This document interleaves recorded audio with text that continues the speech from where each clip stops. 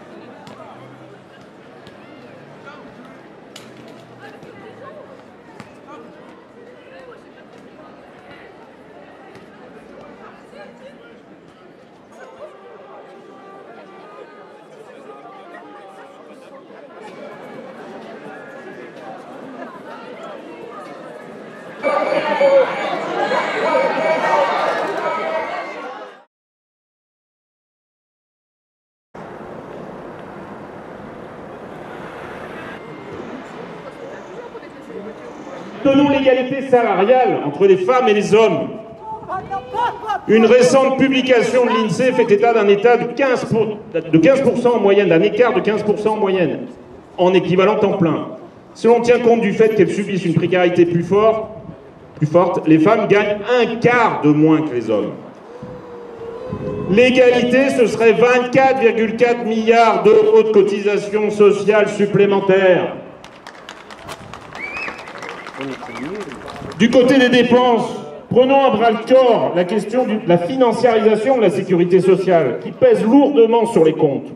Ces acteurs financiers qui investissent dans les structures de soins pour y réaliser des profits, choisissent les activités rentables, sélectionnent les patients, réalisent parfois des actes injustifiés ou encore surcodent pour augmenter leurs factures adressées à la sécurité sociale. Des solutions alternatives à celles des libéraux et du MEDEF existent, mais c'est à nous, salariés, de nous battre pour les faire entendre. Quand le MEDEF propose sa TVA qui n'a rien de social, il propose ni plus ni moins de réduire encore les cotisations sociales des entreprises et de faire payer les ménages, en choisissant au passage l'impôt le plus injuste qui soit, puisque tout le monde le paye, quels que soient ses revenus. C'est l'opposé du projet solidaire de 1945.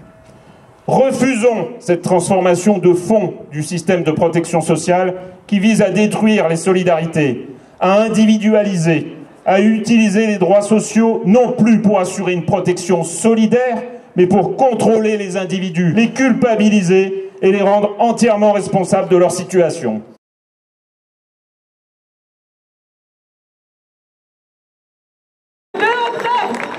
On continue et on amplifie. Ouais! Tous ensemble, tous ensemble. Ouais. Le cornu, on n'en veut pas. Et le cornu, on n'en veut pas. On est à notre 3e manifestation à Chambéry. On voit des têtes en plus, des têtes en moins, mais au final, on est toujours là. On est là malgré la difficulté de nos quotidiens et on est là pour toutes celles et ceux qui ne peuvent pas se le permettre. Chez les étudiants, par exemple, on est plus de la moitié à être salariés en plus de nos études, avec des emplois du temps de nos cours, avec plus de 25 heures par semaine parfois, des révisions qui nous demandent autant de temps. Donc à côté de ça, travailler, ça devient compliqué. Alors c'est nos études qu'on met de côté, puisque les aménagements sont souvent insuffisants, voire inexistants. On passe notre temps à nous répéter que ça y est, on est des adultes et pourtant on ne nous prend pas au sérieux. Pourtant, toutes nos aides sont indexées sur le revenu de nos parents.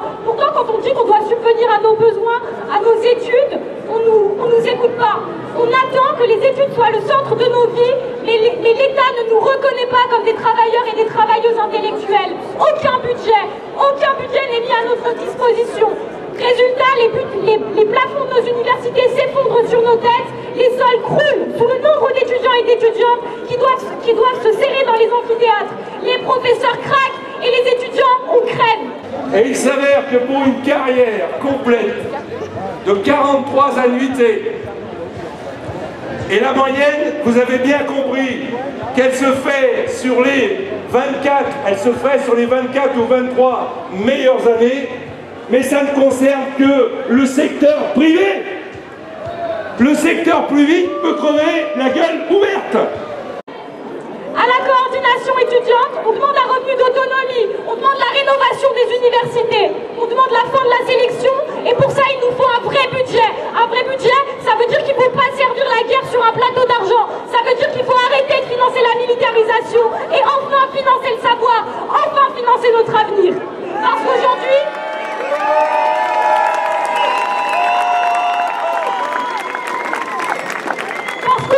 la situation, elle est grave. Mais tout est fait pour qu'on ne puisse pas y penser. Marx, il nous parlait d'aliénation. Tout est millimétré pour que nous n'ayons pas le temps de nous poser des questions. Tout est fait pour que nous n'ayons plus l'énergie de réfléchir à nos conditions de vie, à nos conditions de classe.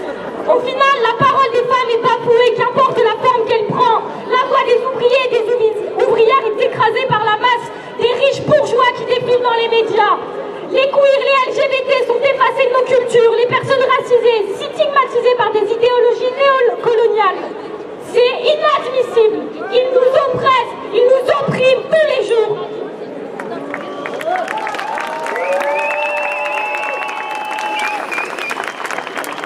Et quand je dis ils, je ne parle pas de n'importe qui, je parle du gouvernement, le Cornu, Retailleau, Barnier avant eux, Emmanuel Macron, et je parle des riches bourgeois capitalistes, Bernard Arnault, Bolloré, etc. On commence à les connaître, ils cherchent à nous faire taire. Ils veulent nous faire taire, mais au final, on est là, on n'est pas seuls. Regardez-nous, regardez-vous, on est des milliers aujourd'hui, on était des milliers le 10, on était des milliers le 18 et on va continuer. On est là, on est solidaires, en France et partout dans le monde. Au Népal, ils ont fait brûler leur gouvernement. Au Maroc, ils font la même chose, ils cherchent pour les mêmes raisons, ils veulent une dignité humaine, ils veulent défendre les services publics, ils font tout ça pour l'intérêt général.